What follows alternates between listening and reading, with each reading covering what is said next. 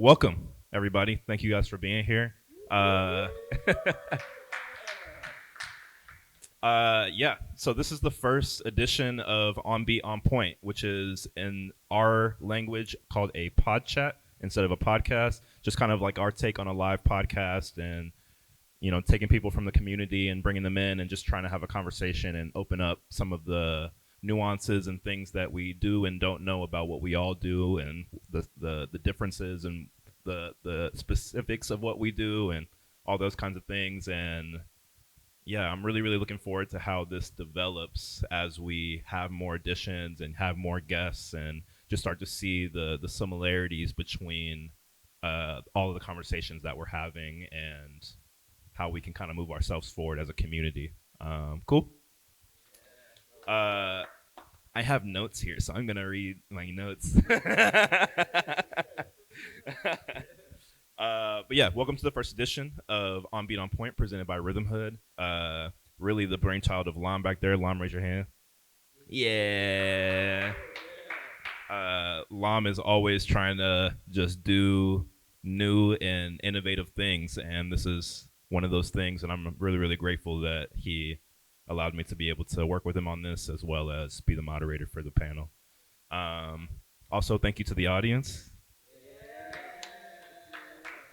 Wouldn't be here without you. Hopefully, it just grows and grows as we have more additions. In case you don't know me, my name is Brian Parrish, or B Parrish, or BP, or B Grand P, or B Host P, or whatever million names that I be going by for whatever roles that I take on here at the studio or in the community. But BP, if we're friends, which I'm friends with all of y'all, so BP. Today, I'm going to be joined by two amazing men that pretty much everyone here I feel like has had a conversation with or knows. They don't really need an introduction, but we're going to give them one anyway. We're going to start with Jron on the left. We got the founder of the Havoc family, Havoc Picnic, curator, teacher, educator, mentor, Chicago Footwork legend, one of the three kings, as he said earlier. And your favorite dancer's favorite dancer, Prince Jron.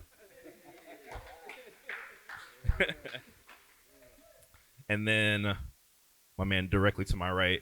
Honestly, whenever I thought about like what to put for what you do, it was just like a list as long as a CVS receipt.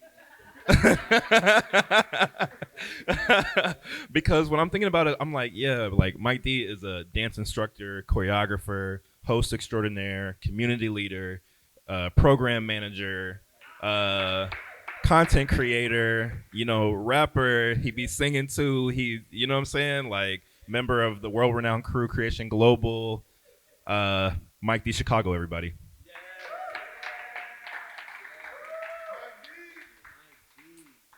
Through the years, I've been in Chicago for like 6 years now, and I feel like both of y'all I've known for at least the last 3 or 4. And just being able to like talk with y'all about what's going on in the community or just what's going on with us has always brought me a lot of insight. I feel like both of you are incredibly spiritual, incredibly intelligent, and are looking for the betterment of us as a people. Like not just us as a people, but us as a people, and trying to figure out how we can stay connected and stay rooted in our foundation and yeah, positivity. Just I've appreciated knowing you brothers for the last few years. Um, Today we're gonna kind of get into who these men are and how they came to be. Like I think we, especially when as dancers we perform a lot, you see the aesthetic, the visage of a person, but you don't really know like what's in the ingredients of the person, right? Like how did you get to be how are we on this stage here today? So this opportunity with On Beat On Point is to be able to have you guys open up and give a piece of who you are so that people can feel a bit more connected when the next time they see you dance or the next time they see you do work in the community. They'd be like, man, to see him from where he said he was to now is an incredible thing. We're also going to get into the label of the topic is appropriation versus appreciation, but more specifically to talk about the influence of Chicago footwork across the world and just kind of some things that have been happening, and we've been seeing the change in how people are taking culture in general and taking dance and using it for their own personal gain or commercial gain or business gain or whichever, and just talking about the nuance in those choices and yeah, getting your guys' opinion on how we move forward as a culture, cultural leaders, and dancers in general. But before we get into that, we want to shout out our vendors. We got L2 Clothing back there, vintage clothing going on. We got Erica and Dasha at the Matcha Bar.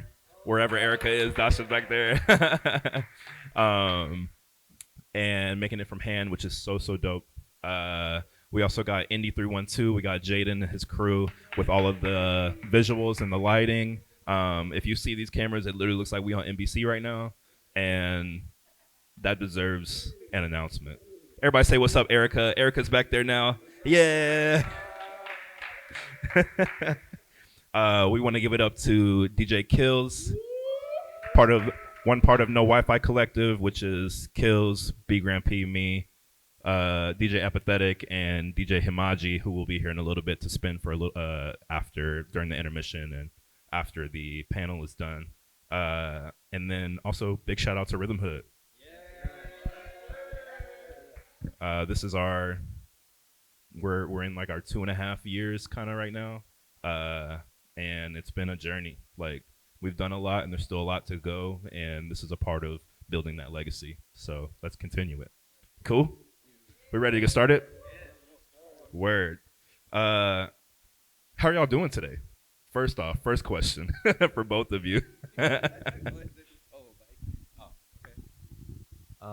First and foremost, happy to be here with so many amazing people. Any day above ground is a great day. So you always set the intention and you set the tone for the day. So I'm doing fabulous. What about you, Mike D? I was a little draggy before I got here, but as soon as I came in the room, man, I just everything changed energy wise, man. And that's big ups to y'all, man. Just setting the tone, the atmosphere, man. I feel amazing. Oop. Yep. Now we good. That's love.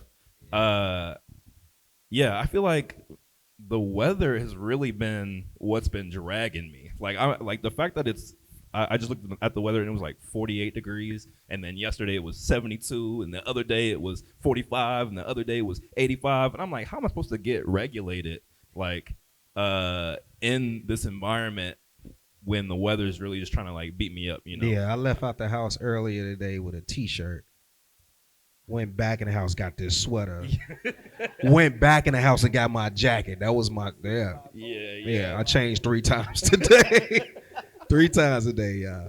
Crazy. And I feel like this is something that is pretty unique to Chicago as an environment, because if those of you don't know, I'm from Dallas, Texas originally, and it's like 2 seasons there. It's hot as hell and not as hot as hell. So it's not like a whole lot of like I'm having to think about, picking this outfit for this day and then having to make sure I still got my coat out in case it's, whatever. Like living in Chicago has been an experience on its own.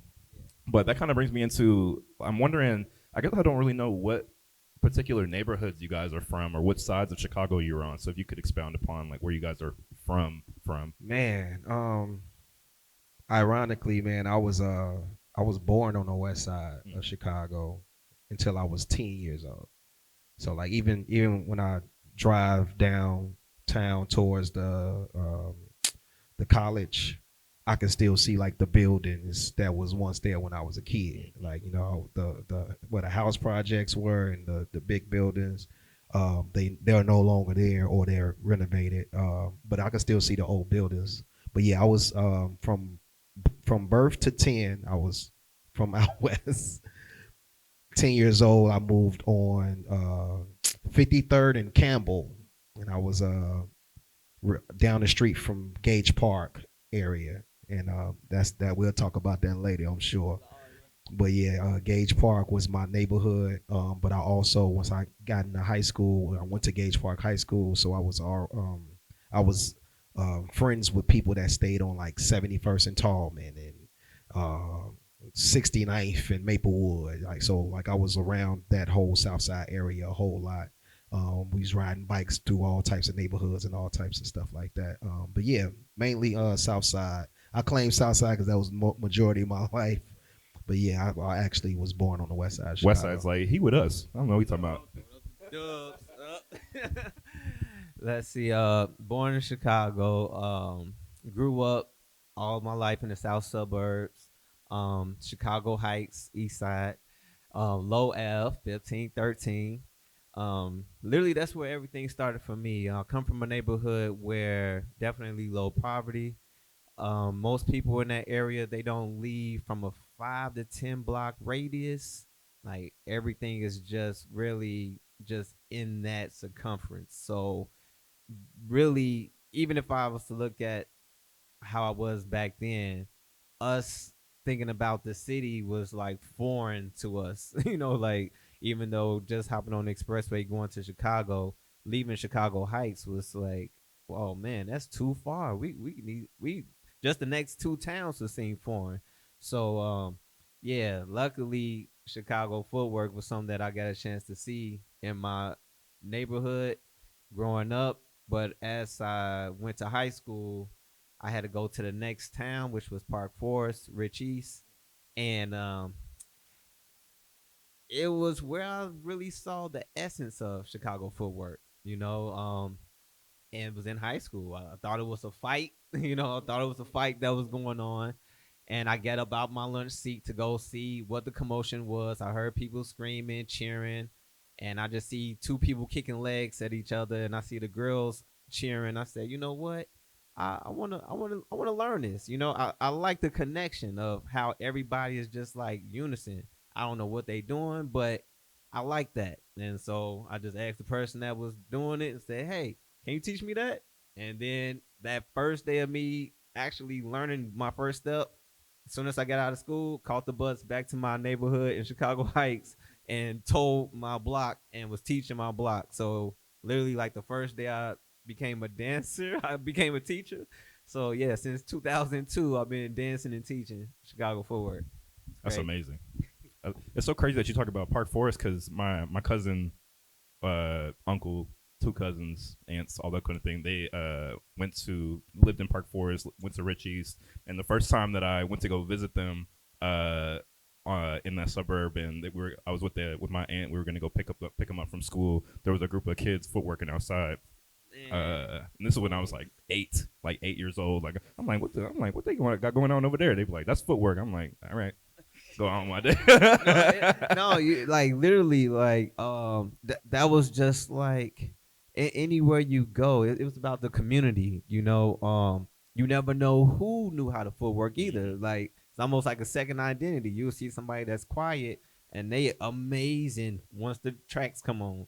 So it was just a way to connect with other youth, and that was one of the essence that started having us leave our neighborhood. So those that grew up in Chicago Heights, we started traveling to the Country Club Hills, Markham, to get to the skating rink, to get to the parties where we meeting other youth that probably never left their area. Mm-hmm. And dance was a way that started bridging us to the city, to the west side, up north, and now all over the world. But yeah, we're gonna get into that. Yeah, for sure. I actually want to go back a little bit, and I like that you brought up just kind of how some of your first immersion into Chicago Footwork. But I'm wondering if you guys have any like really early dance memories. Like, what's the earliest that you like saw dance, whether it's from like your mom or family or on TV or something like that, and you're like, I think that's something I'm connected to. Well, I'll say that family reunions, of course, seeing people dancing, doing electric slide and things like that. I heard, ghetto house music. However, the movements that I saw were people kicking fast, but it wasn't structured. Mm-hmm. So until again, when I was in high school, that was my first time seeing an actual dancer that actually has the passion, that's been perfecting their craft, demonstrating what they do. And that was what caught my eye to say, I'm interested in that. I started off as an artist, which I love video games, very detailed with drawing, painting, all of that. I wasn't a dancer yet, so when I saw someone actually moving, it reminded me of someone becoming the art. And I looked at the floor as the canvas, and I looked at the person moving as them painting a picture in real time. And I'm like, that's another level of art that I want to achieve. So that was something that caught my eye. And then the second memory would be when I asked the person about what they were doing. They say, hey, this Chicago Footwork, it's different crews. It's actually a party coming up this weekend called the King of the Circle. You ever been to a party? No.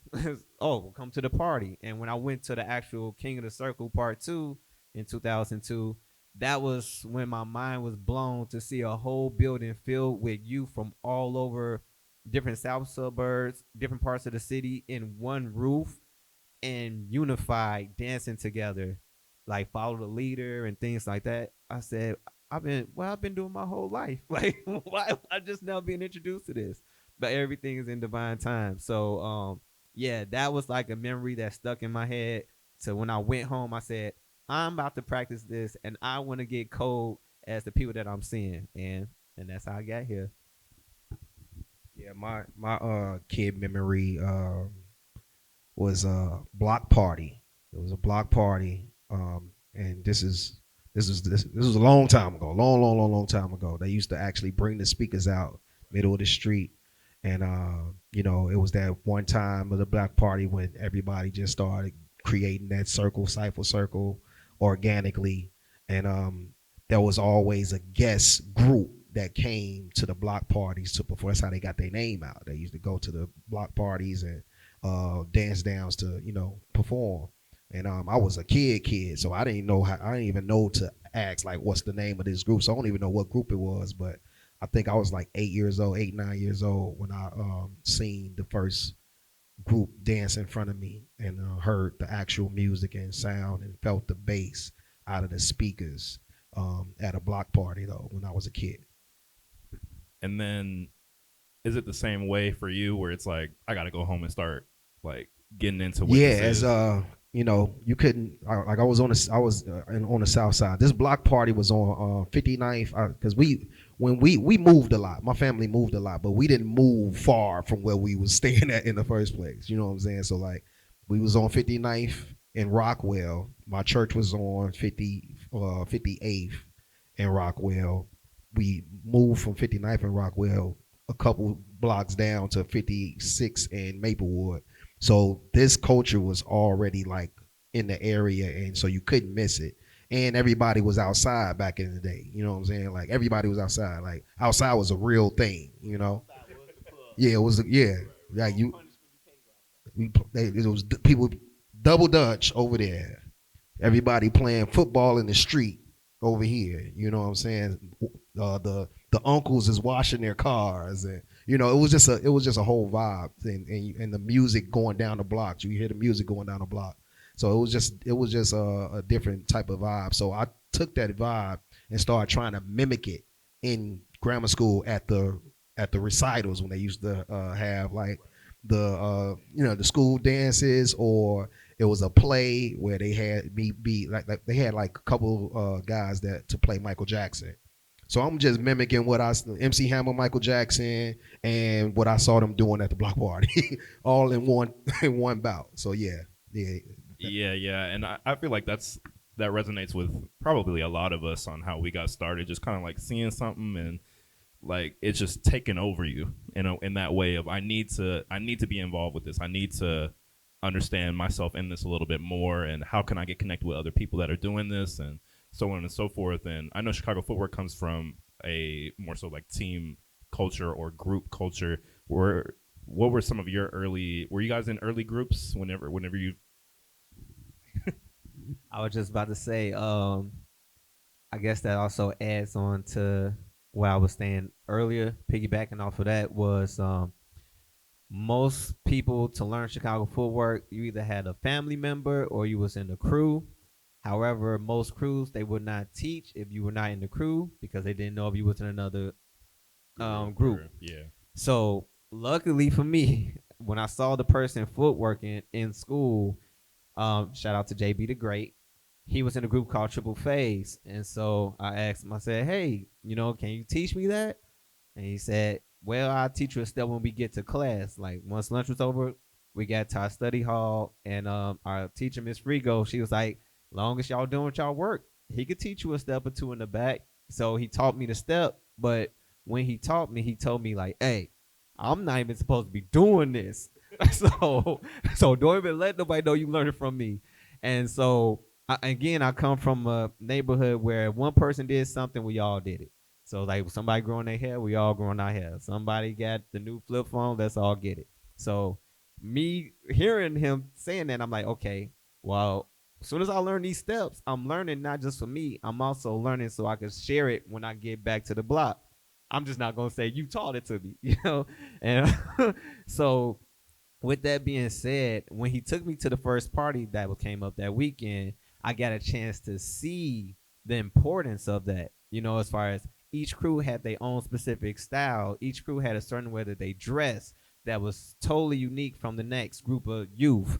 The way they carried themselves, it was almost the way they danced was, and the moves that they did was like their signature, right? So it's like if you're copying someone's steps or taking someone's steps, that's like forging someone's signature because it wasn't social media at the time.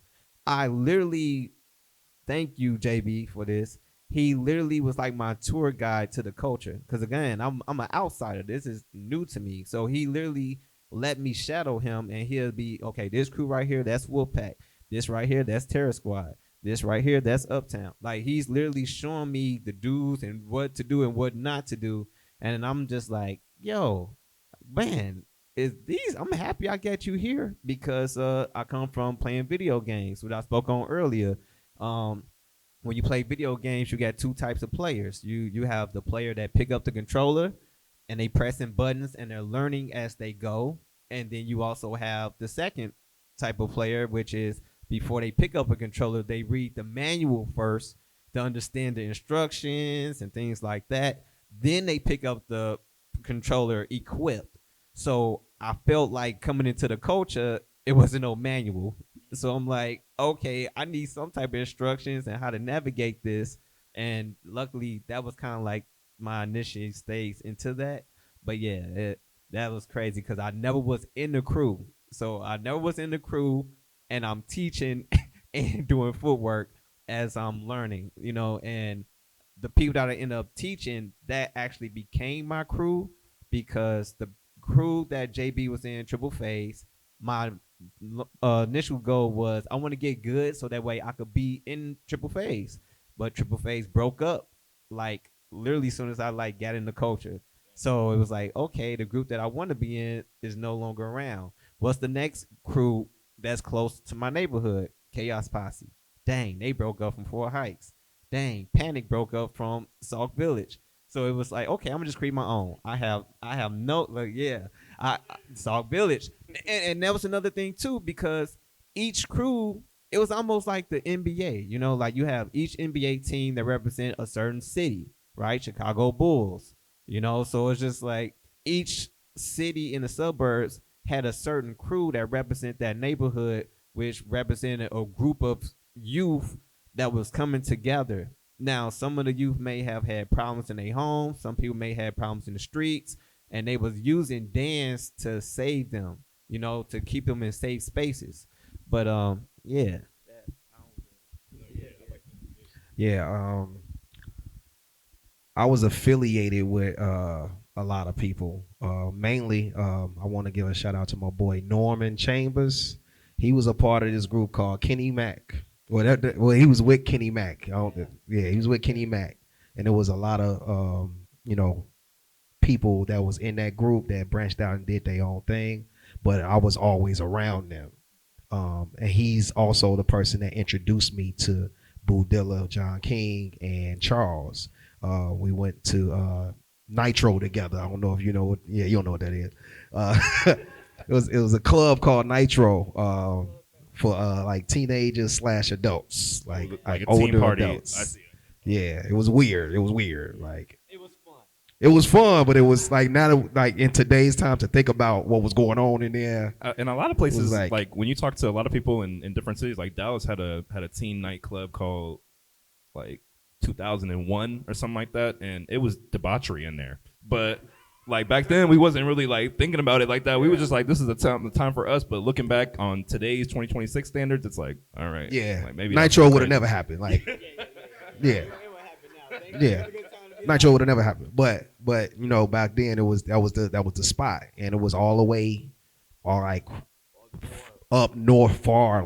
So we used to get in the little hoopty at like 5-6 deep, and it was only a 2-door sometimes, and we gotta get there. But that was really my true intro to like John King, Boo Dilla, Charles. I saw them; they were in there tearing the circle apart. And that was my first night actually meeting them through my friend Norman. And I asked Boo, like after we left, I'm like, man, can you teach the same thing? Can you teach me that? He was like, you for real? I was like, nah, but you for real? He was like, yeah. And he taught me my first lesson in his living room like a week later. And I asked him like, where y'all be practicing at? And he was like, man, we practice in this alley in the hundreds. And I was like, an alley? Like, nah, y'all way too good to be practicing in the alley. And just so happened I was an hourly instructor at a park district at Gage Park. And Gage Park was an A facility. He had all this space that we wasn't really using. So I went to work the next day, lied to my boss and told him my brother had a dance group called Creation, and they needed a space, and they was teens. So back then it was $90 an hour to rent out that space. But we made it into a teen class that you only had to pay $5 for 3 months. Right. So I told Boo, he brought the crew, and I've been Creation ever since. That was my first group. I haven't been in a part of no other group. I was just affiliated with people that was a part of the culture, right. Very, very closely. But they introduced me to Boo Dilla, which was my first actual teacher, and that's how that whole lineage started. Right. And what time period was this? What year? I was like 19 years old, like between 17 and 19. I'm 42 now, so y'all, I'm good. I'm bad at math, so y'all do the math. We don't even need to do math. We all right. Yeah, y'all do the math. So with that, like being in that 17 to 19 range, like this young adult, like about to kind of embark on, you know, your own journey, really, like kind of figure out like who you're going to be and what you're going to do. What were some of your like initial goals with maybe footwork or just in general? Like how did your goals transition from when you were like first getting immersed into the culture to when you started getting your feet wet and understanding like the power of what you guys were doing, and like how far were you setting your sights? Yeah.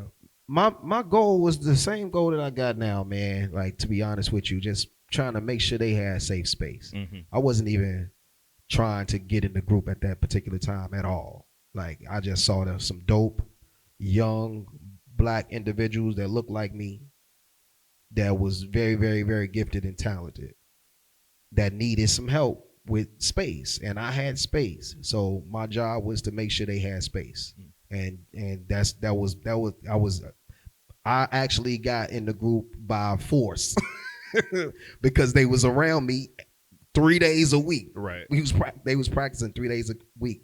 I had to be labeled the teacher at that particular time for them to be in this space. Mm-hmm. So you're always connected. My supervisor was like, yo, okay, so you're going to be the teacher, all right? And then we're going to sign them up for the teen club, and then they can come in and use the space. Mm-hmm. And yeah, I was really learning the whole time. I was nowhere near the teacher, but I was just on paper so it can be fluent through the park district. And okay, that's how I was able to be a part. But I was never really trying to be a part of the group. I was just trying to open the doors to make sure they had somewhere to be. And we used to be in the park. I don't work there no more, but we used to be in there like way past time, like 9 o'clock. I locked the doors. And then we in there still dancing to 12 o'clock in the morning. You know what I'm saying? But it was just a good safe space for them to be on a regular. Right. I'll say that my goals changed. Starting off in the culture, I was confused on what I wanted to do because again, I had just saw it in high school. I think I was probably what, junior, about to be a senior, then graduate.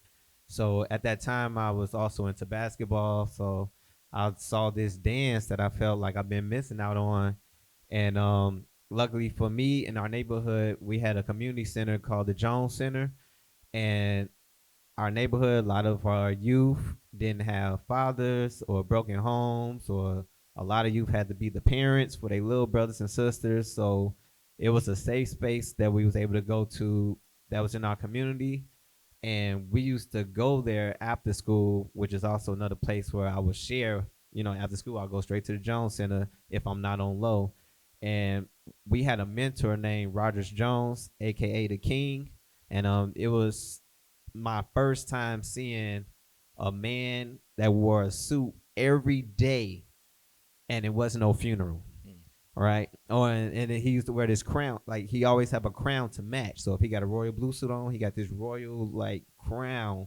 Like, every suit he had a matching crown. And I'm like, wow. And he like, and actually I used to be the shyest. Like, I used to be the shyest one. And he used to have these little sessions come in, teaching us life skills, teaching us how to be man, how to tie a tie, etiquette, all of these things. So when we created our dance group Havoc, from just us learning steps together, it was like, oh well, we all go to the Jones Center and we all are learning these things about how to be respectful, how to help people. We was learning a lot of things at a young age, and we saw other youth that was connected to us through dance that we'll bring to the center. So we was like using dance to like bring other youth to bring out their greatness outside of just dance. And so from that point, it was like, you know what? Let's start using this to connect you from across Chicago, from the different suburbs, to just have a safe family, because a lot of people didn't have family. So this was a way to feel welcome for who you are. Like, when you come into Havoc, stands for having our victory over challenges.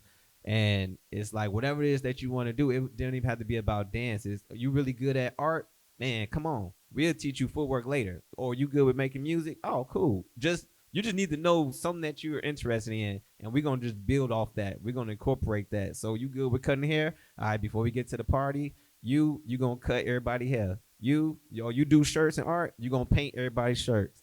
Oh, you got some busted shoes on. Pierre, he gonna fix them up and they're gonna look brand new. So everybody feel like when we walk in the party fresh and clean, you wouldn't even know it was people that didn't have no money, or you wouldn't know somebody was struggling. It's like we came in again unison, but again we're kids, like we're kids making this stuff happen. And I use my goal to say everything that we didn't have, I want to make sure I provided for someone else. So you can't give what you don't have, right? Let's be clear. You can't give what you don't have until you understand that it's in you. So once you uncover it in yourself, then you're able to flow through somebody else. So that was something that we did. We took the time to not just dance. We took the time to, hey, y'all, let's all go to the movies. Hey, y'all, let's all go out to eat. Like, we were doing things collectively of youth. And then when we go to the parties, we're dancing it out as well. But we also keeping the same piece off the dance floor too. Not just when the music played. When the music cut off, okay, you may have to go back to a broken home, but let's see if you can be the example in the world that you may want. Even if your parents ain't doing it, you be the example. And it was kind of like that. So a lot of the amazing things people saw, they saw it, but may not know the backstory on why things was being created or why things was being done. And that's what I was learning when I was meeting other youth from different suburbs. Man, y'all going through some of the same stuff. Oh, okay, we ain't the only ones. It's just different locations, but same issues. And I think that's another very important factor when it comes to appreciation, right? Because with that being said, it shows the respect and it shows the connection. like me being outside the culture, I didn't know things, but I appreciate it and I wanted to be a part of it. I wanted to connect with it. I wanted to follow people in their day-to-day lives to understand why, certain people was angry. Why did they move aggressively? Why? So it was just a learning experience, but it it go hand in hand, like it's a reason behind the art. And I feel like that's a perfect segue into for the audience. We're gonna take a 15 to 20 minute intermission right after this, but one, I think your goals ended up like separately aligning in that creating spaces for people to realize themselves, right? And you can't realize yourself in a dangerous environment, so you have to feel safe, feel comfortable, feel supported in order to understand what strengths you have to be able to build off these, and then have the support system be able to help you build those with you, and then you do those for your peers in your community, right? And why this is a good segue into the appreciation and appropriation talk is, we didn't even get to the full depth of who you are like in your youth, but even in just our conversation right now, you're understanding the different roles that people have to play, right, in order to make a situation happen, like the things that people have to overcome to get to a space to even be able to flourish and connect with other people. And when people, just see the product and they use the product for their gain, not understanding that this was built on blood, like it's nerve-wracking to accept. I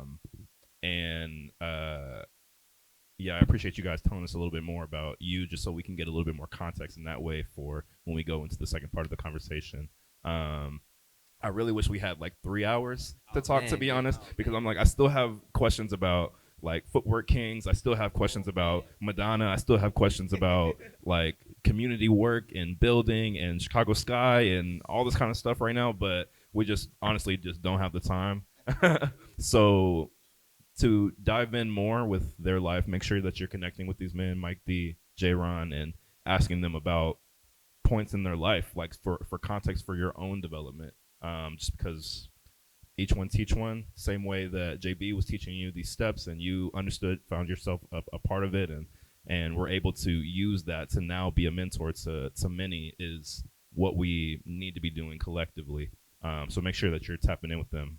We are going to go into a 15 to 20 minute intermission. DJ Himaji back there is going to be on the ones and twos. Everybody give it up. No Wi-Fi Collective. Make sure you're getting some matcha. Erica back there is chefing it up. I see y'all drinking it. Drink some more. Make sure you're getting some clothes back there. He got a whole lot of stuff going on. And we'll be seeing you in 20 minutes. Hey, y'all. Back for part 2. Welcome back to the On Be On Point podcast, episode uno. Episode 1, you know what I'm saying? Like, starting, yeah, like, just the inception. Like, we made history here today. Everybody in the room, for real. I literally feel like I came back alive from that matcha. I literally feel like I'm over here like, I am energized. Erica literally asked me, she was like, do you drink caffeinated drinks? I was like, not really. Yeah, I'm feeling it. That's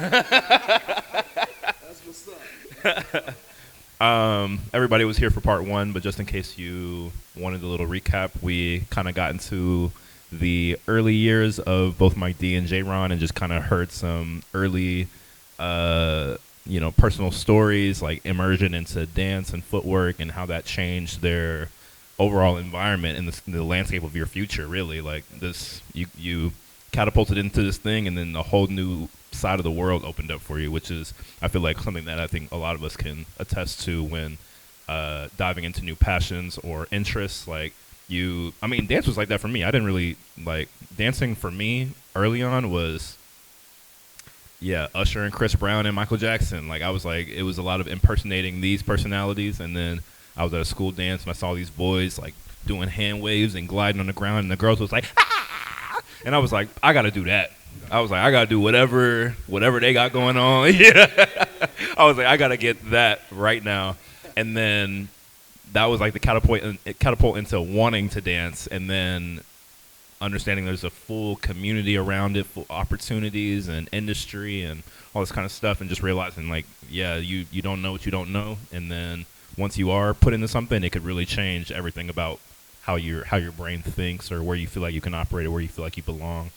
But that was part one. In part two, we're gonna get more into our appropriation versus appreciation topic, and just kind of continue on what we were already talking about in terms of how people ingest culture and what it actually means to be a part of something rather than just around something or a fan of something, and the different levels of like cultural usage. And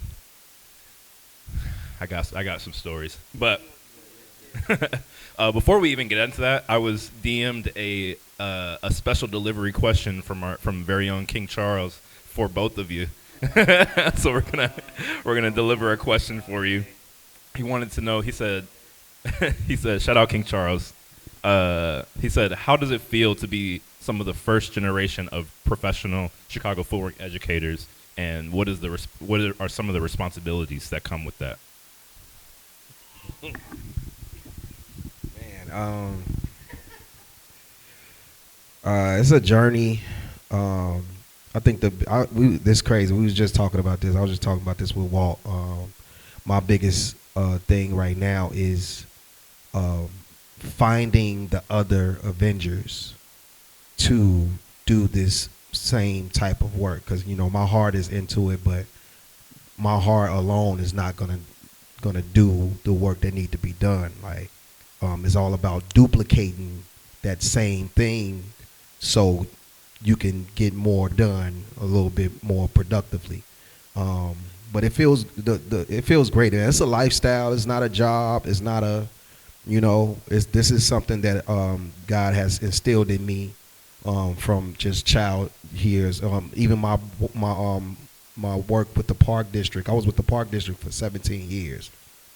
So a lot of those tools that I was getting through the Park District, I still use to this day, even though I don't work with them no more. They taught me how to work with ages 2 to 82. They taught me what communities are on different sides of town. I was at Gage Park. I never met none of the parents. I went to High Park, at Kennecott Park. I met all of the parents, So it was just all of those things just makes your heart like beat a different beat.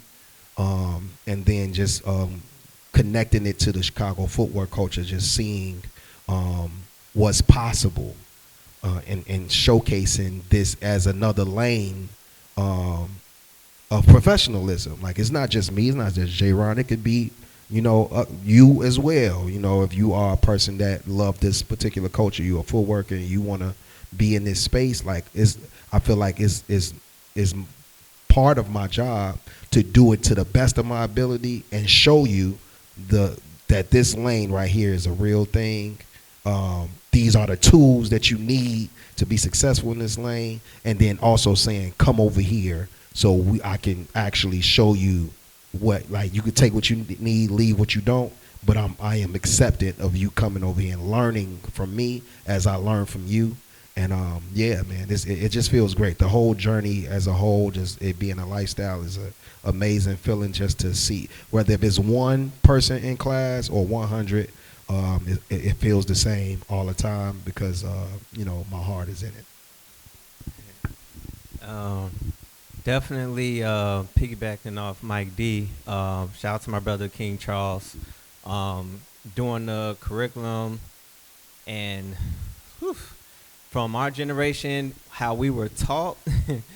Again, it was not in counts. It was not structured. It was super raw and fast. It was not slowing the movement down. So it was a lot of things that we learned. Shout out to Lady Soul. She was someone that came into the culture that taught us how to teach. She taught us about curriculum. She taught us how to structure a class, stretching, cool down, all of those things. So being some of the first instructors to teach Chicago footwork on this type of level, it's a responsibility to show others the different levels that it can go, and also you represent the ones that was before you, those that did not have a mentor or those that did not have someone to help them express themselves on how to explain to certain things or to be able to teach to someone that don't even speak English, right? So that was a good way to set the bar that anything is possible, right? If you see the word impossible, break it down. I'm possible. Put the space in between. So it was a way to show the new generation that they're going to use these templates and these formats, and they're going to evolve it to something else too when they start teaching and spreading. So it just have the responsibility of people going to ask, hey, who taught you? Mike D. Oh, well, then that person is a representation of Mike D. Mike D is a representation of his teachers. And it goes through that lineage of respect of that's, and it also comes to appreciation. You know, like what I do, I'm representing those before and after me. So it's just that being mindful of it's bigger than just you. I want to add something too. One of the things that connects me with appreciation is me still remaining a student.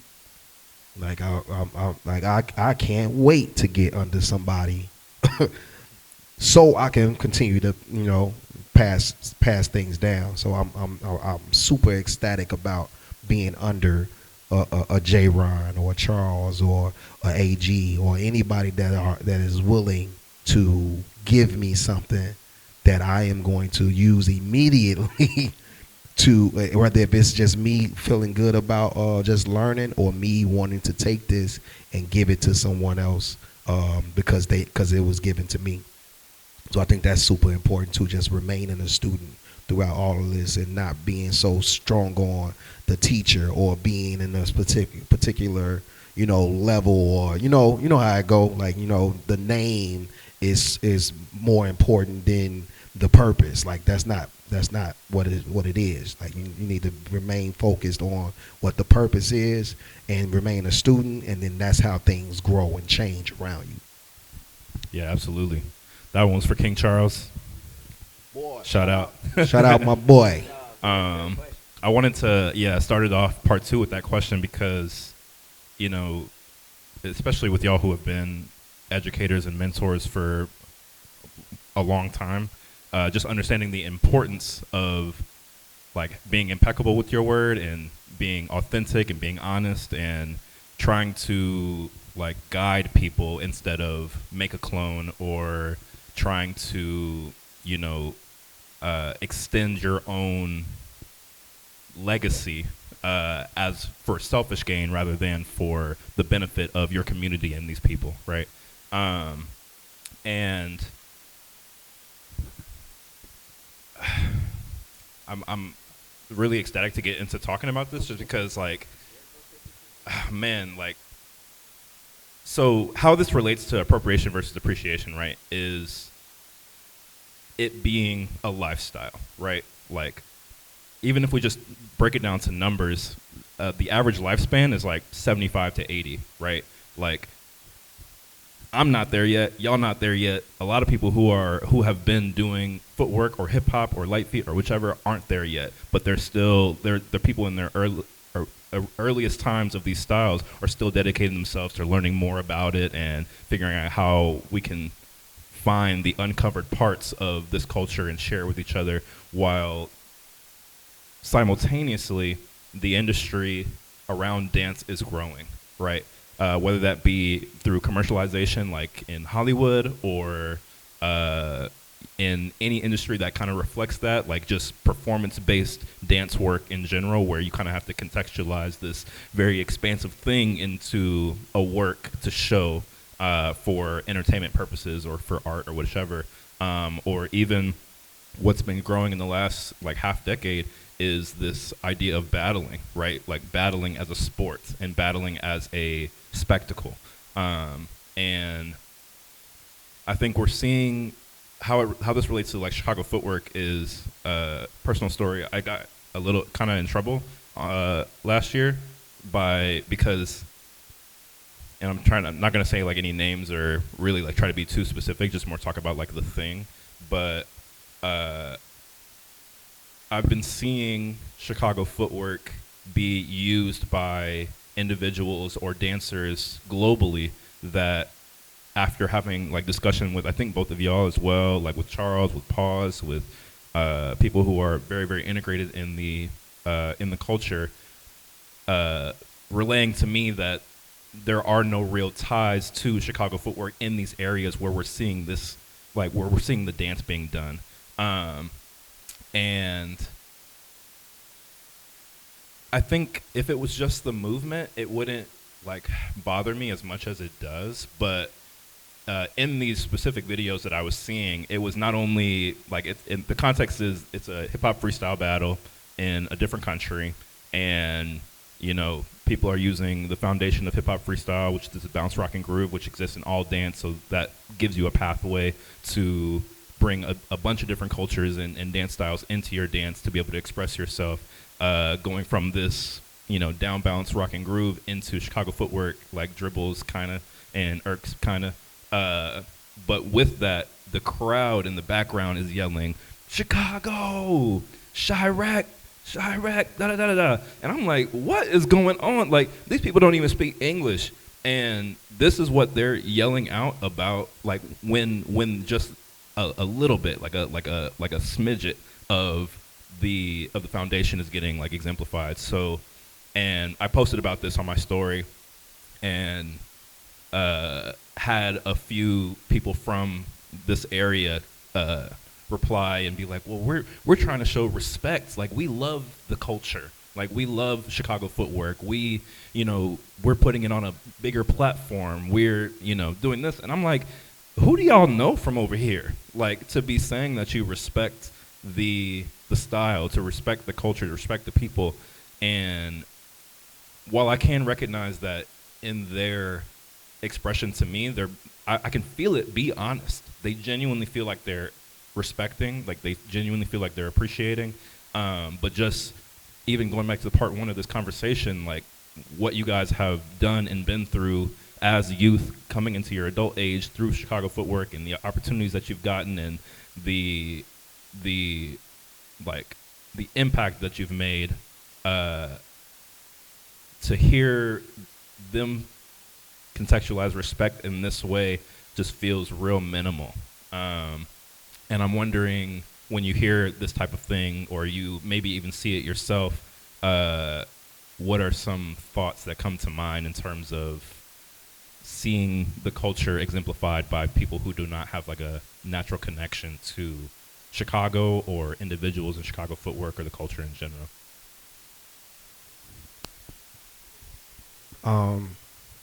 I'm real big on controlling what you can control and learning from what you can't. I think we, as a people, spend a lot of time on things we can't even control. And the things we can control, we don't put enough energy into. And I also think with that mindset, if we all kind of locked in on that, a lot of the problems will be solved. We live in Chicago where it is birthed and we can't get along. We live in Chicago where it's birth and we can't work together.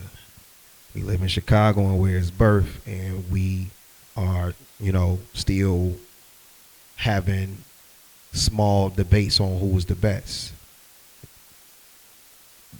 There's some things we need to do to lock in on where we live and where we are, the home court, that will, if we was to fix some of those things, it would be so loud that stuff wouldn't even matter no more.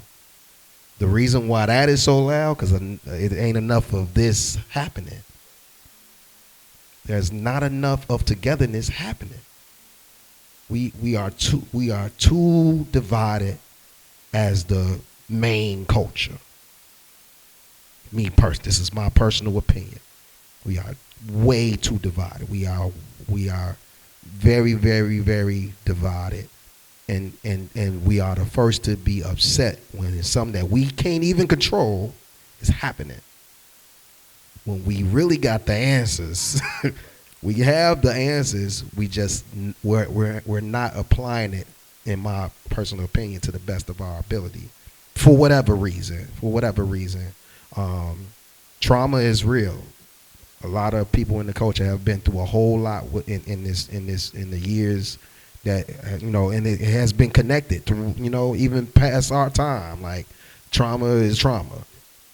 Um, so that's something that that's hard to try to reconcile and get together, but um, it's also something that's more closer to me that I can try to fix than that. I can't go over there and do nothing about that. I can only be here and be mad about it. I can't go. I can't tell them to stop. Even if I tell them to stop, they not gonna stop no way. So it's like, what can I do that's in my control that can actually make some real change? And I feel like if we had a multiple amount of people, that we ain't gotta think exactly alike, but we gotta think at least enough alike to sit at a table and figure some things out at the home base. Hey, everything this man said, right? And I definitely got to speak from an OG experience. For my generation, conversations got to be had. And I just generally use an example, right? Some few people overseas was doing Chicago Footwork. Not only was they doing Chicago Footwork, they was actually using a Chicago Footwork Kings routine in their show. And we could have just said, hey, can't get mad. We got to work on home. That was not the case. Once we spoke up about it, the dance community over there shut it down, and literally a conversation was had as far as with the OGs was, until you get fly a Chicago footworker out here to actually teach and actually spread the real truth of the culture, we not messing with you. So I truly 100% what Mike D said, and then also got to speak on the OGs where when it comes to us, we got a whole circle when it comes to OGs as far as we know who is who. And most of the people that may be big on social media, their teachers is in our circle. So it's one of those things where, once you actually start wanting to have a connection to a culture, we are accessible. It's not like nothing private. It's accessible. We're here. A lot of things you can learn if you're actually interested in. That's what comes with appreciation. Appreciation is a connection to it. If I appreciate something, I respect it because I'm connected to it. I'm becoming one with it. If I have a disconnect, that's when it comes with appropriation, whereas you're disconnecting yourself from it. You're just taking something, but you have no regards of what it is. You have no interest to understand what it is. And you also have to understand your level of respect may be totally different from what someone else was taught respect is. So just because someone is not treating it with the same love and respect, you can't actually get upset. However, you should be available to teach and also show that what that is to the next person. So that a few people that have done those things, they got a chance to learn. And after that, they were able to teach other people the proper way. But it's a lot of people that's not having them conversations and they letting stuff fly. So it's just like evil. Like if nobody say nothing about it or nobody try to stop it, it's going to continue like a virus.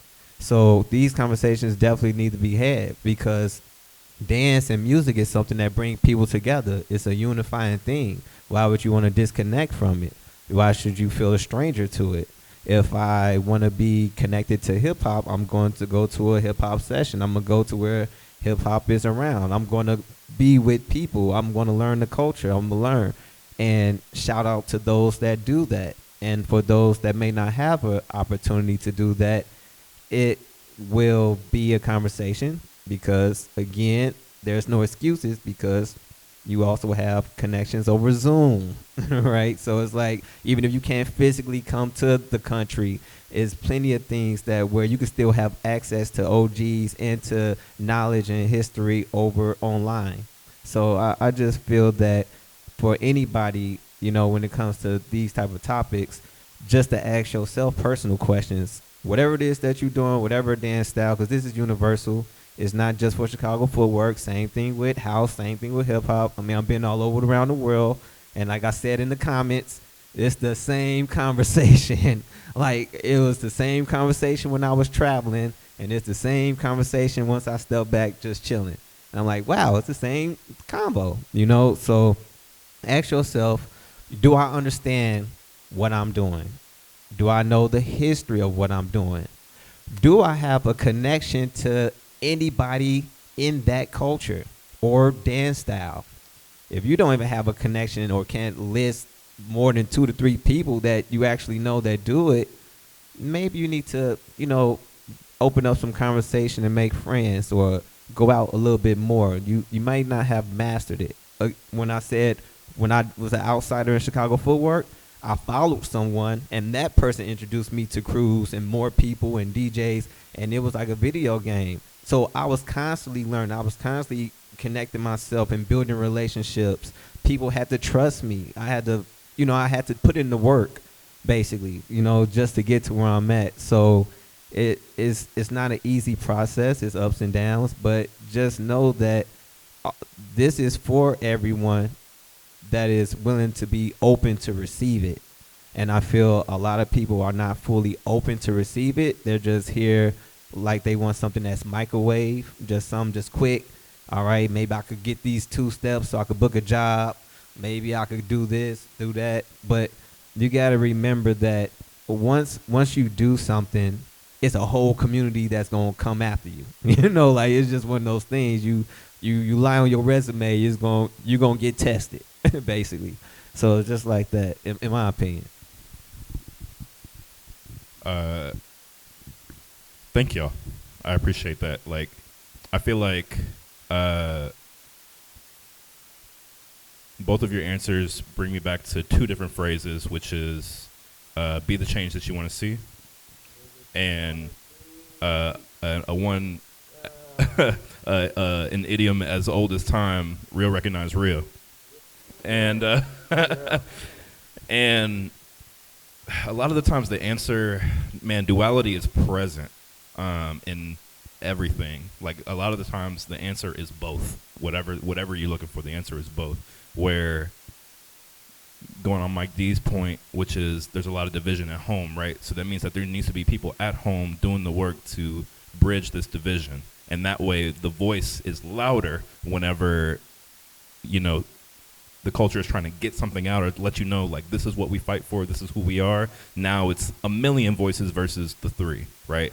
And then once the division over here is bridged, now this will trickle down into the next generation being more equipped to be able to handle whenever they do travel. Like, I imagine Jron, for instance, is about to go worldwide pretty soon. You know what I'm saying? And then they're gonna look at him and they're gonna be like, who is you under? Who is your people? And he gonna be like, oh, all my people is all these people.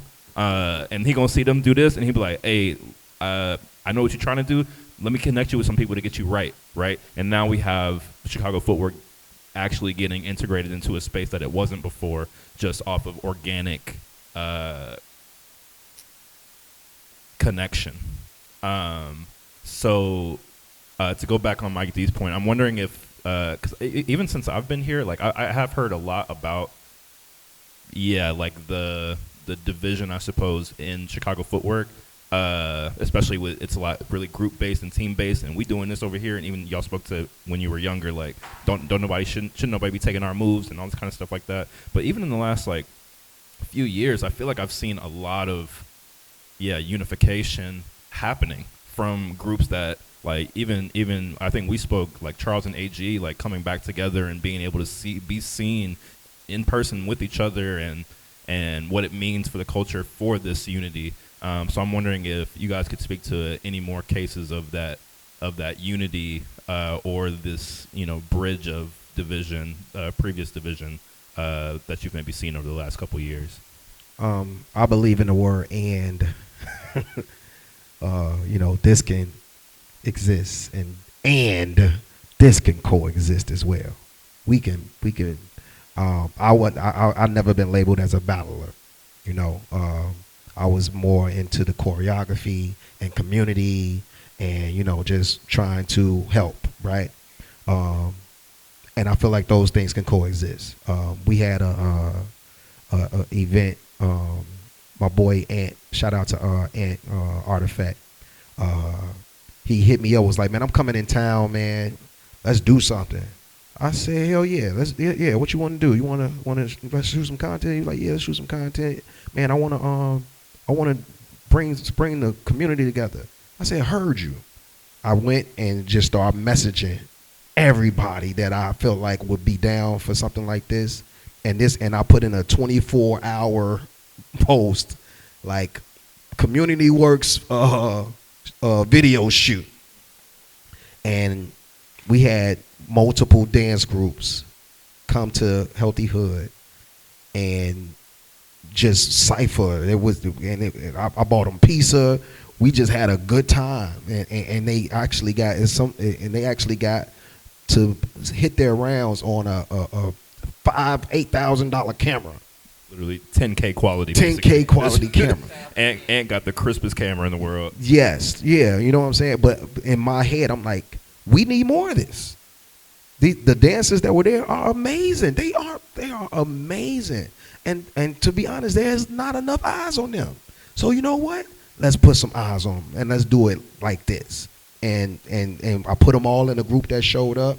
And Ant was able to break down all the videos, gave everybody their solos, and a lot of those videos, did some numbers on Instagram and all that good stuff. But it was just having the opportunity to put them in a space together without all the extraness, and see that this is good. This feels good. There's no malicious intent in this. We are literally just coming together and dancing and putting a camera in front of us. A lot of you guys are looking to try to scale it as an artist. This is part of it. Putting yourself out to the universe, saying, "Hey, y'all, I really can do this," And I was excited about giving them that opportunity to not only come together and do something as a collective, but also take their careers seriously. Like, yes, you are really good. And look at when you put your goodness out to the universe. And I think it really inspired a few of those that probably never had the opportunity, or just been in a situation where they like, "Man, I'm just doing it for fun," or "This ain't a thing for me." Like, no, this is a thing. Like, this is really happening, and it can happen like this if you change your mindset. And it sparks those questions of, like, now you're like, "Oh, this is the type of camera people be working with." Exactly. Like, "Oh, this is the person that did this opportunity. So how did you get connected with them?" Like, "Oh, I've been wanting to do this." Like, just actually starting to project yourself into opportunities that you couldn't see for yourself before. Seeing that Ant, you not friends with Ant. You're not friends with Ant. You probably not even friends with me, for real. But the fact that we was able to come in this space and we was in there for like 3 hours, just dancing, and it wasn't even dancing against each other. I made this. We was like, I set the whole scene. We did just like, put the lights up, and I explained to them exactly what this was, and everybody knew. And whoever was there meant that they were supposed to be there, because I sent it out to a lot of people, but the ones that showed up, they showed up, and they were supposed to be there. It was an amazing night, and we're gonna do it again. And I feel like that was one of the examples of what you're saying, just bringing them together, and we not, because that didn't exist back in the day. We couldn't do that.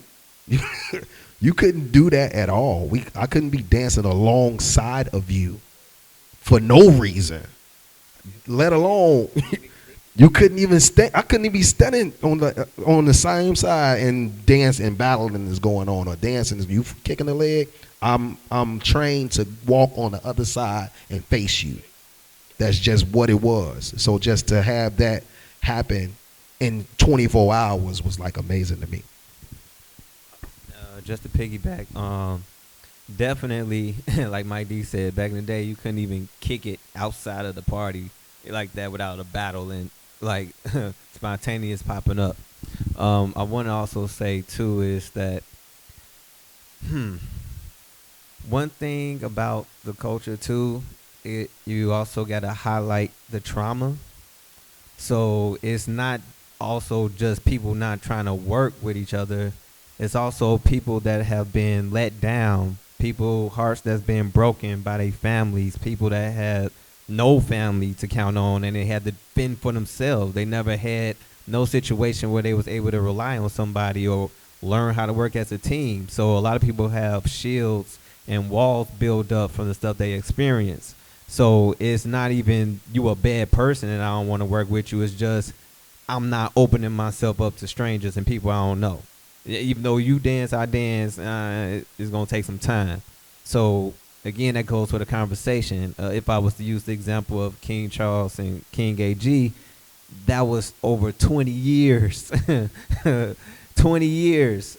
So, that got resolved over a real conversation that was done that could have been done a long time ago. But again, it's up to leaders to set the bar, to raise the example, to also be an example of what working together looks like. I explained with the Footwork King situation with Lady Soul. We never thought about working with other good footworkers from different crews. But once Lady Soul drilled it in our head and we saw the accomplishments in 1 year, went off the roof, it said, you know what, let's continue this. Let's continue setting the bar. So it's new generations where different opportunities like Mike D. I remember Rich and Tone. Shout out to my uncle Rich and Tone. They just did the Michael Jackson movie. They came to Chicago. They hit me up like, hey, we Keith Harris, you know, he gonna be in town. Hey, we want to do a Chicago Footwork music video. And I'm like, okay, I'm just calling up crews that never really worked together ever. But I'm like, hey, this Rich and Tone, these my unks. When they come out here, we gonna represent for the city. So whatever crew beef, just know we one culture. And that brought so many smiles to everybody. So they after that, it kind of, you know, lit a light bulb and said, hey, you know what? This was kind of cool. We need more of this. We need some more stuff like this. So I feel that it's more like a snowball effect where soon as you start, even if it's 5 people, it may go to 10, it may go to 15, go to 20. Eventually, you'll have those that start catching on because those that's meant to be there will be there. We don't need to force anything. You know, you want to be in the flow, not the force. So you want to make sure stuff like that is going to always work when everybody is passionate and everybody wants to be there. When you have those forced to be there, that's when things get staggered. So that's the thing where if they see 10 people unified, cool, it's 10 people. It may be 50 people in the culture, but those 10 people unified is going to be more powerful. And then people going to start saying, hey, I want to be a part of that, you know? So that's kind of... The same thing happened with I Show Speed. When that was another, that wasn't even 24 hours, like 8 hours, you know? And it was just like, man, I just started hitting people up, like, man, pull up. No, like, cause what I say this all the time. We have in Chicago, you got crews, you got everybody's in their crew. On the outside looking in, we is one, is one thing. They know that this is Chicago Footwork. And so, like, as much as we like that, not saying that the crew thing is the crew thing. It's a thing. And we are one. He's Havoc, I'm Creation, but we are also one. We are also represented. I'm a representation of him. He a representation of me. And the more we can start doing unified things, the louder we can be. We just gotta. It's almost, you don't reinvent the wheel. You just take the name off and put your name on it. Like we like this. It's like I'm not even saying like I did anything. No, if you got an idea that's similar, do it. Like get off the status of Facebooks and stuff. Like get off of that. You take whatever you wanted to say and do it. And do it. Just go do it. I guarantee you, if it's a idea and it has anything to do with community, it ain't nothing but a few phone calls and you can make it happen. Is that but like he said, there's a lot of trauma that kind of pride, trauma, and just just being stubborn sometimes stops us from trusting in that idea. Like I know some people like personally that wants to do it, but just don't think it's possible, or think that they have the ingenuity to make it happen. So that's why, and I'm pretty sure Jron can attest to this. That's why we do this unapologetically and just put our all in it, because we're looking to inspire the next person to do the same thing, so we can have that loud voice as a unit, as one. So when all of this stuff happens that's out of our control, we so busy and locked in on this. that don't. All right, cool. Heard you. All right, so like we was doing. You feel me? That's where I'm personally at. Yeah, thank y'all for that. Yeah, give it up.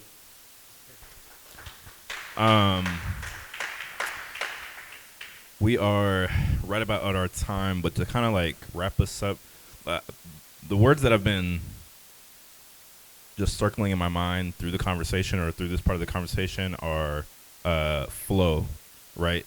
Going with the flow, not the force. Trust, like organic, right? Like,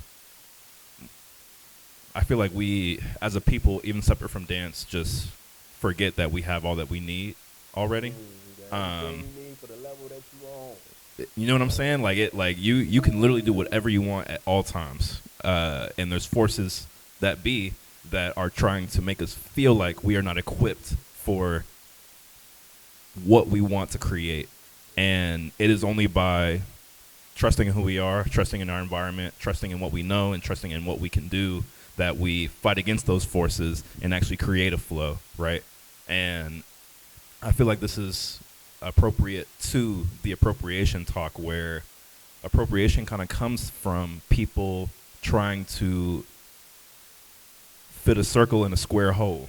You know what I'm saying? Like, I need this opportunity. I need this opportunity now, and they're requiring this, and I don't really have it, but I can try real quick to try to get it, right?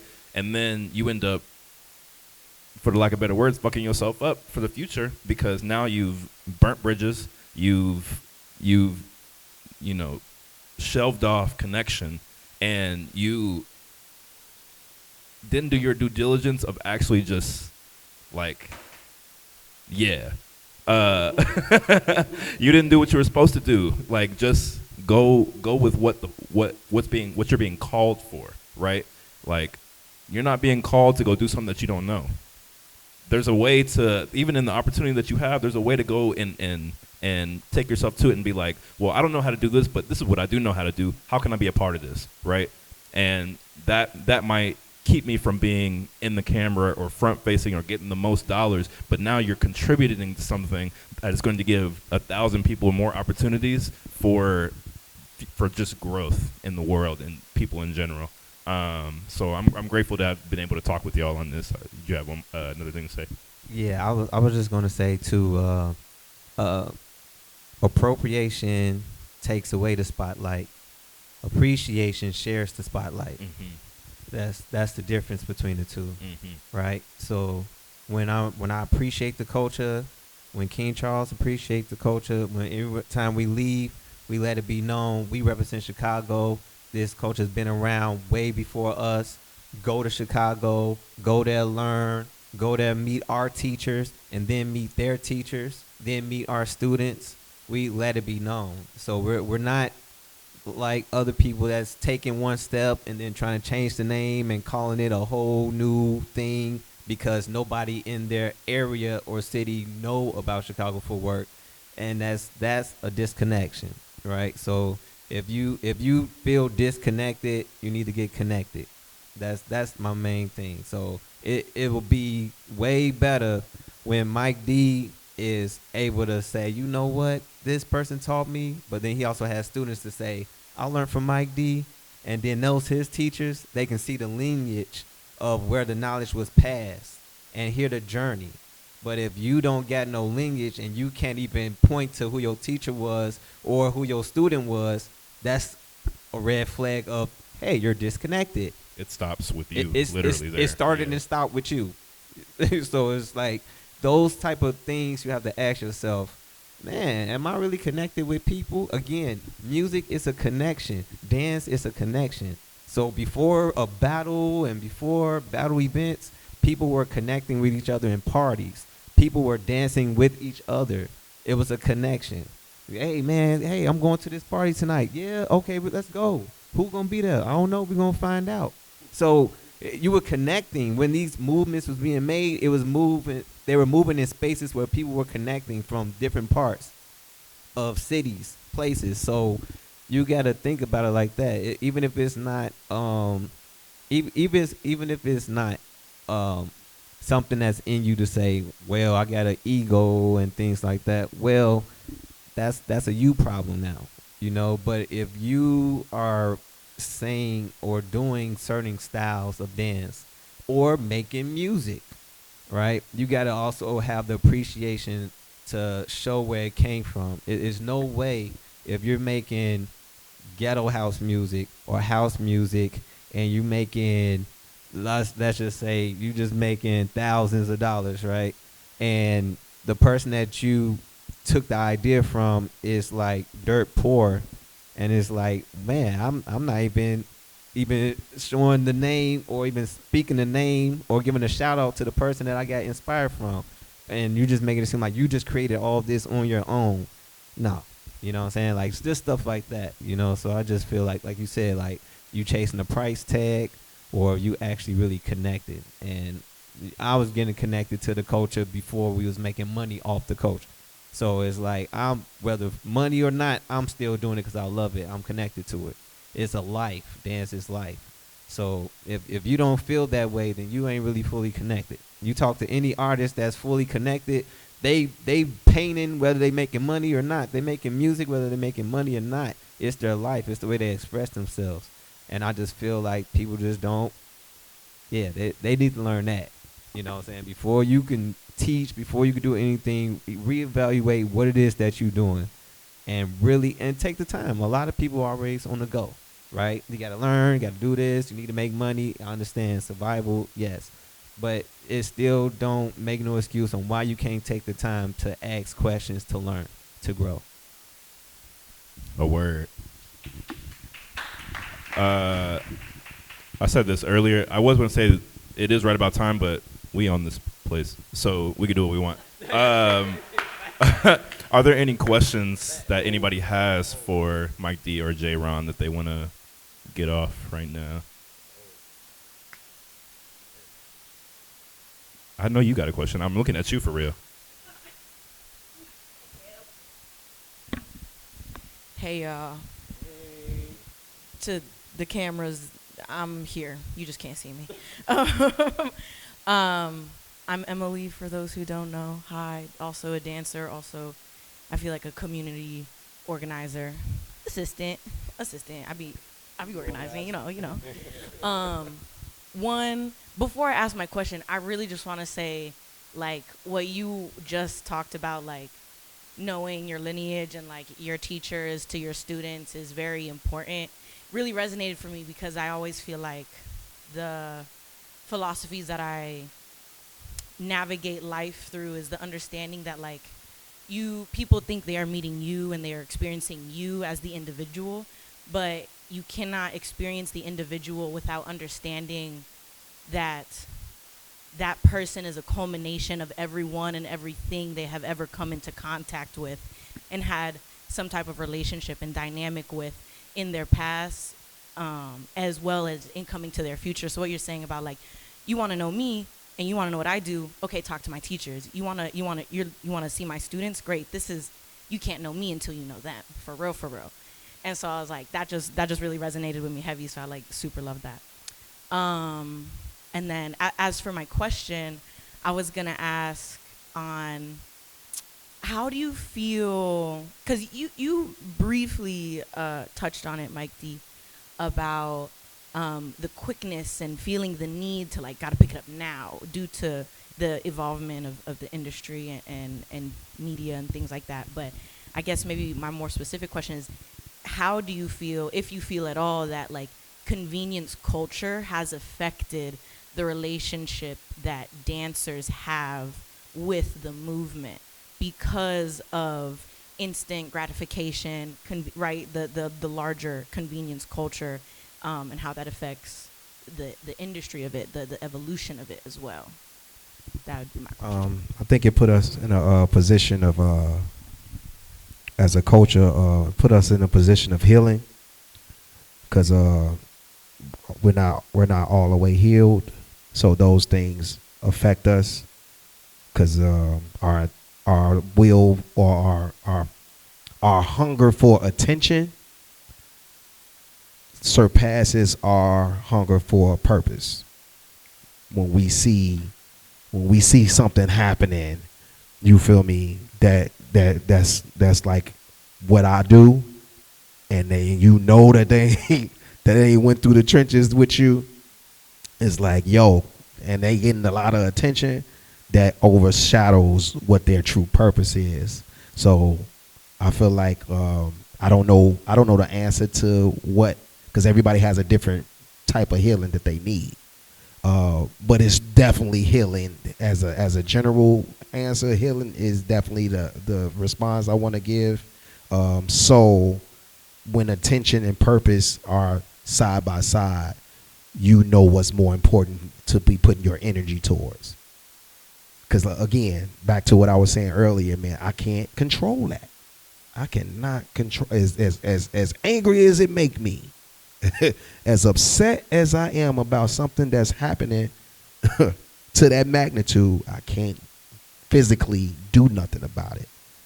So like, how can I take that anger and put it into a space where it's helping me to progress in this thing, where that don't bother me as much?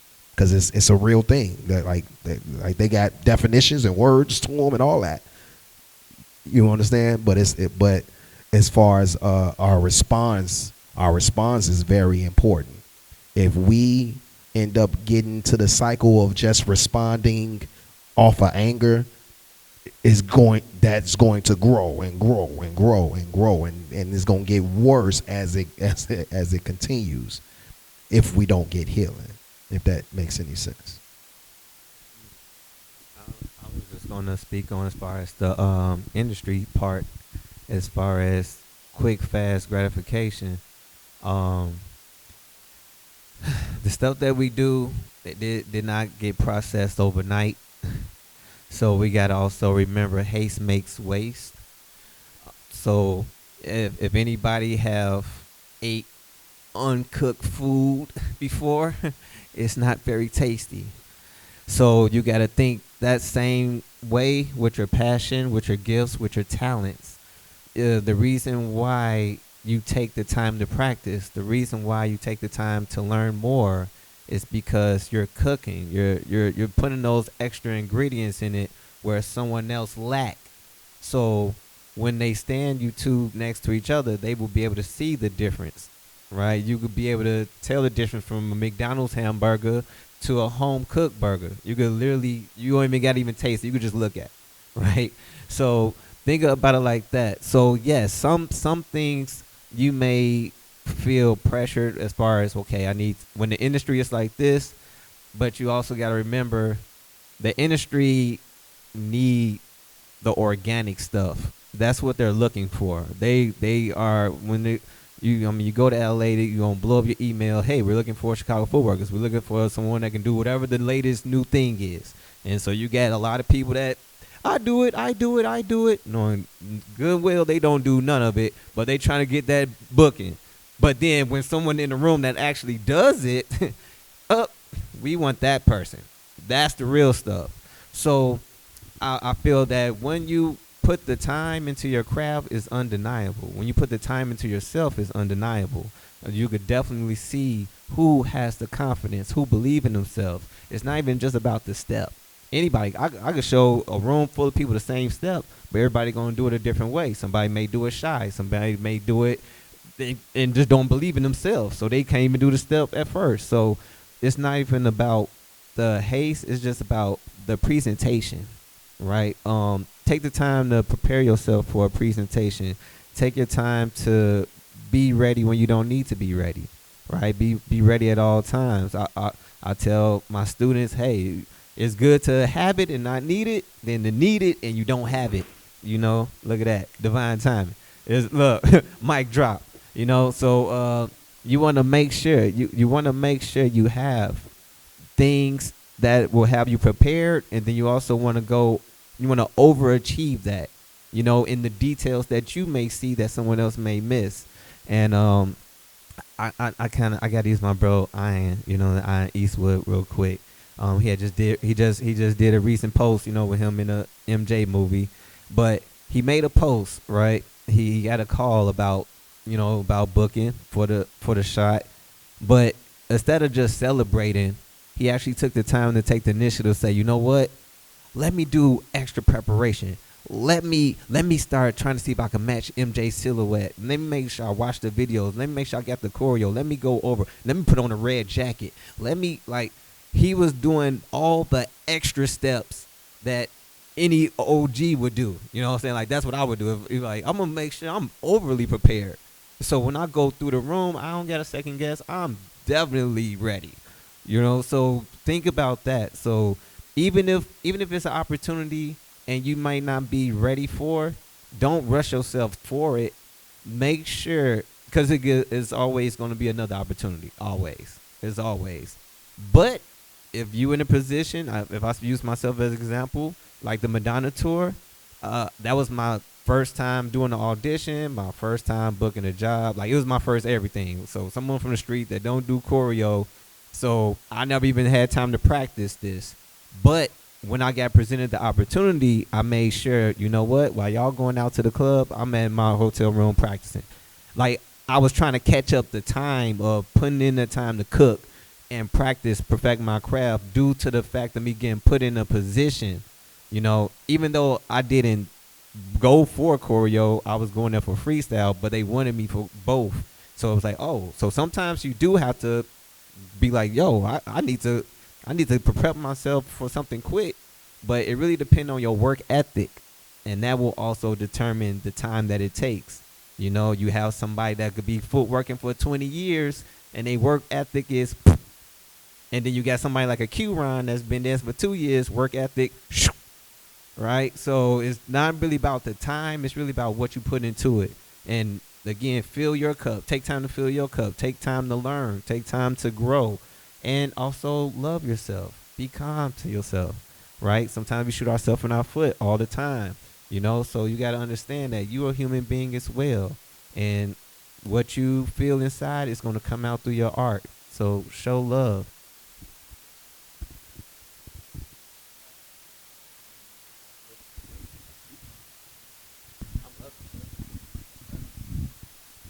Hello there. Hey man, I really appreciate this. Has been a very great segment. Love y'all, love these two brothers, love y'all brothers. This is a very great episode. For those that don't know, I go by the name of Crossfire, aka Mr. Watch and Witness. I've been recording the footwork culture for over almost 19 years. So this has been a question that I've been wanting to ask for a long time. I feel this is the perfect idea. So I'm gonna start with this. I came up with a phrase where I say there's 3 words in the word community: unit and unit. Unity and unit. Where there's no unit, there's no unity. And where there's no unity, there's no community. Because you can't have a community unless you have unity. And you can't have unity unless you have a unit of like-minded people that wants to be the change they wish to see in the world. So my question to y'all is this. Do you feel that, because what caught my attention is when you said that, Jron, when you said that it could be 50 foot workers, but there's 10 that's all unified, and I was like, that speaks more volumes than the other 40 people that don't want to unify. So do you feel that gravitation would be the key to help build community, in y'all opinion?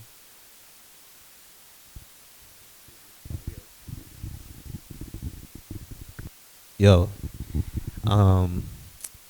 I use a life example, right? Do I feel unity? You been to the Havoc picnic? Okay. So if you've been to the Havoc picnic, for those that don't know, it's an annual picnic that we throw, and it's not just an anniversary for our group. It's actually a celebration for the whole Chicago footwork culture from all around the world, all generations. So it started with probably 18 people. Then it went from 25 people, then to 30, then 50, and then it went up to now I gotta get a permit for over 250 people, right? So you got to think about it. It was a snowball effect of staying consistent. That's the key. Staying consistent. So if we would have just did the 1 and 2 when it was probably 20, 25 people and just stopped after the second one, then yeah, I would understand that it would not get to where it is today. So again, you have to set the example of what unity is. Again, it is also about showing people what you want to see. You have to represent that. So it's other people that may not know what unity look like. It's people that probably never even saw what unity is. So by putting the idea with that set of 20 people, people that saw videos, people that was not present, they was like, I want to be a part of that. I want to be involved with that. And it inspires others. So it more times is like a magnet. Like you said, like it started attracting more people, parents, kids, all generations. So staying consistent, even if people didn't show up, you still showing up. So if you still show up, someone else will come and they will bring someone. And again, it's like when it comes to unity, it's a very powerful thing when you have a school of fish moving together. It's so powerful than just two fish, right? So when they start seeing the Chicago Footwork picnic at the Havoc picnic, everybody be talking about it. Everybody want to be there. They may not can't stay the whole time, but people come and be like, hey, I came by. But guess what? That was the thing that started telling people around the world, I want to fly all the way to Chicago to be a part of that. I want to come from Japan. I want to come from Mexico, wherever. So it is the main thing when it comes to unity. Long as you're setting the tone, it will be. Whatever you create, it will be, and staying consistent with it. So that's just one example. So it's just showing you that yes, unity is one when it stay consistent, and it will always attract. It will always attract, no matter what it is. If even like this the first episode, if they stay consistent, it will always attract. It will always build more and more to the point where you're going to look back and be like, we got to get a whole nother venue for the next episode. Man, like seriously. Tell your people to come next time. You know, like when people see the video, it's going to be like, Yeah. I want to be a part of that. Yeah. My answer to your question is I really like one of the words that he said was well, I liked all the words he said, but the main word he said, or the main thing he said was just showing up. Just showing up, man.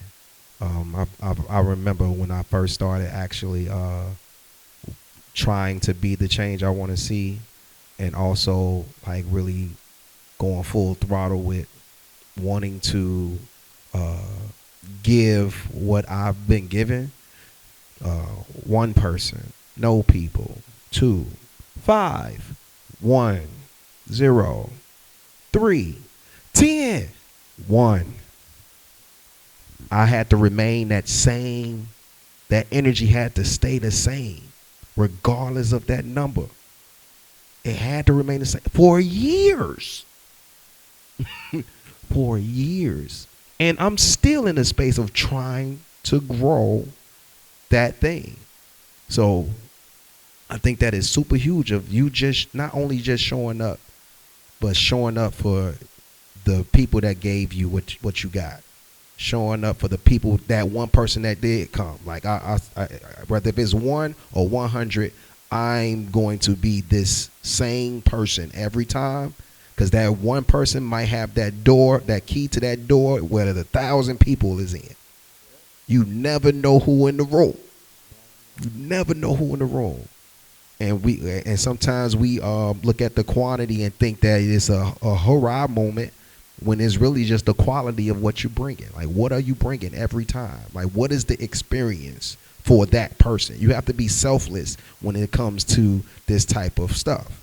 If you quality over quantity, if you are so worried about you having a whole bunch of that, you can have 100 people in a classroom and they ain't nobody learn nothing. Let's keep it 1,000. You can have a whole bunch of people in a classroom and then they never come back.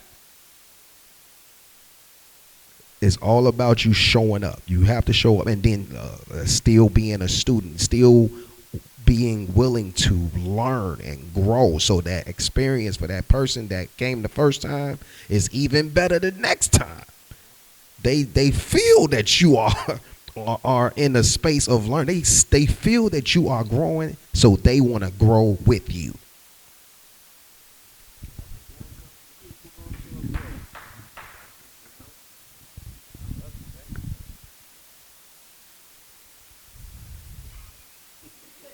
I don't even got no more words for real. Yeah, I'm grateful to. I'm a person that. Yeah, I can let, you know what I'm saying, like worldly stuff kind of infiltrate my